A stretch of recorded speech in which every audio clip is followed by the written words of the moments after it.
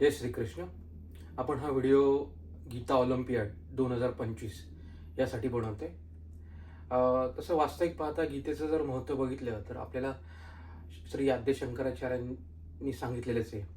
गीता सुगीता कर्तव्या किमन्ये शास्त्र विस्तारे या स्वयंपद्मनाभस्य मुख पद्मात विनिसृता म्हणून.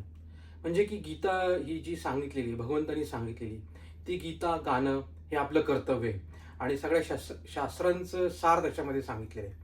असं इतकं गीतेमध्ये काय सांगितलेलं आहे तर गीतेमध्ये आपल्याला ज्ञान कर्म भक्ती ध्यान आहार विहार क्रोध त्याच्यावरचे उपाय क्रोध कसा सांभाळ त्याच्यावरचे उपाय म्हणजे इहलौकिक आणि पारलौकिक या दोन्ही गोष्टींचं जे ज्ञान आहे ते आपल्याला गीतेमध्ये सांगितलेलं आहे. आणि भगवंतांनी अर्जुनाला सामोरं ठेवून हा उपदेश आपल्यालाच केलेला आहे. आणि गीतेचं हे जे ज्ञान आहे हे कालातीत आहे.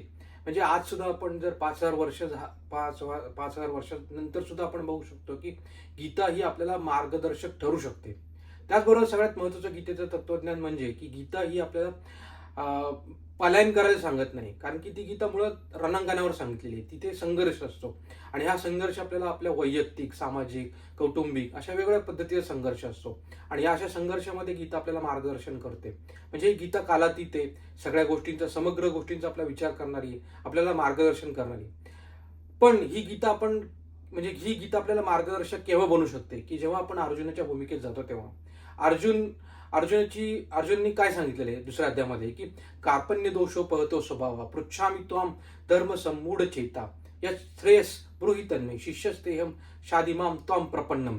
म्हणजे की अर्जुन जेव्हा शिष्याच्या भूमिकेतनं जातो आणि शिष्याच्या भूमिकेतनं जाऊन तो कृष्णाला म्हणतो की देवा मला श्रेयस काय ते मला तू सांग, कारण की मी ह्या माझे आप्त समोर बघून मी गोंधळीत झालेले आहे. मला धर्माचा काय काय चांगलं आहे काय वाईट आहे ते मला विचार मी करू शकत नाही. तर मला तू श्रेयस काय धर्माच्या दृष्टीने श्रेयस काय ते मला सांग, मी तुझा शिष्य बनायला तयार आहे. तर आपण जर अशा भूमिकेतनं आलो, अशा भूमिकेतनं वाचन मनन पठन जर केलं तर आपल्याला तो मार्गदर्शन निश्चित आपल्याला त्यातनं मिळू शकतं. जय श्रीकृष्ण जय योगेश्वर.